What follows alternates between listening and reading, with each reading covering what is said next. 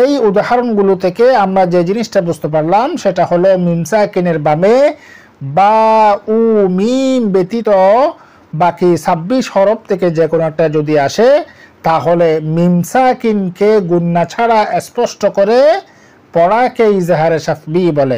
আউযু বিল্লাহি মিনাশ শাইতানির রাজিম। বিসমিল্লাহির রহমানির রহিম। সম্মানিত জ্ঞান পিপাসু ভাই ও বোনেরা, আসসালামু আলাইকুম ওয়া রাহমাতুল্লাহি ওয়া বারাকাতুহু। 56 নং পর্বে আমরা মিম সাকিনের দ্বিতীয় প্রকার ইখফায়ে শাফবি সম্পর্কে উদাহরণ সহ বিস্তারিত আলোচনা করেছি।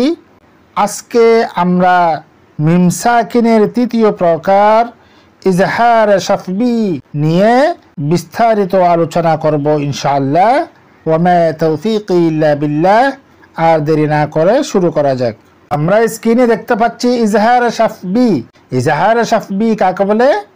মিম সাকিনের বামে বা উ মিম ব্যতীত বাকি 26টি হরফের যে কোনো এক হরফ থাকলে মিম সাকিনকে গুন্না ছাড়া পড়াকে ইজহার শাফবি বলে।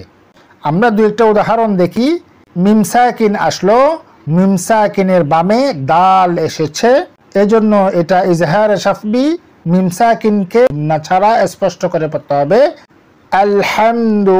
কেন যদি দেখি মিম সাকিনের বামে তা আসলো, ইজহার শাফবির হরফ, এজন্য এটা ইজহার শাফবি। মিম সাকিনকে গুন্না ছাড়া তাড়াতাড়ি পড়তে হবে।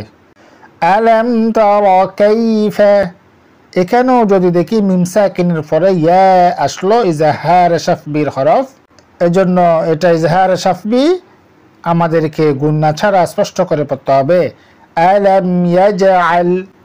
এখানেও যদি দেখি মিম সাকিনের বামে ইজহার শাফবির হরফ ইয়া এসেছে, এজন্য আমাদেরকে গুন্না ছাড়া স্পষ্ট করে পড়তে হবে ওয়ালাম ইউলাদ।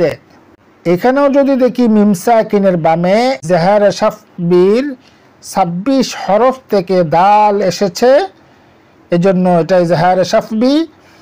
মিম সাকিনকে গুন্না ছাড়া স্পষ্ট করে পড়তে হবে ওয়া বিহামদিকা। এই উদাহরণগুলো থেকে আমরা যে জিনিসটা বুঝতে পারলাম সেটা হলো মিম সাকিনের বামে বা উ মিম ব্যতীত বাকি 26 হরফ থেকে যে কোনো একটা যদি আসে তাহলে মিম সাকিনকে গুন্না ছাড়া স্পষ্ট করে পড়াকে ইজহারে শাফবি বলে। রাসূলুল্লাহ সাল্লাল্লাহু আলাইহি ওয়াসাল্লাম বলেন, বাল্লিগু আন্নি ওয়ালাউ আয়াহ, অর্থাৎ তোমরা আমার পক্ষ থেকে পৌঁছাও যদি তা একটি আয়াতও হয়। এই হাদিসের অনুসরণে লাইক, কমেন্ট ও শেয়ার করে ধর্মপ্রাণ মুসলিম ভাই বোনদের শিকার সুযোগ করে দিই।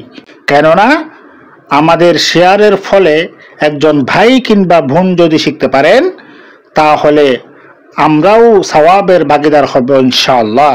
পরিশেষে বলবো, আমরা যারা সহজ কোরআন শিক্ষা ইউটিউব চ্যানেল থেকে দেখছি, চ্যানেলটি সাবস্ক্রাইব করে বেল আইকনটা অন করে দেই।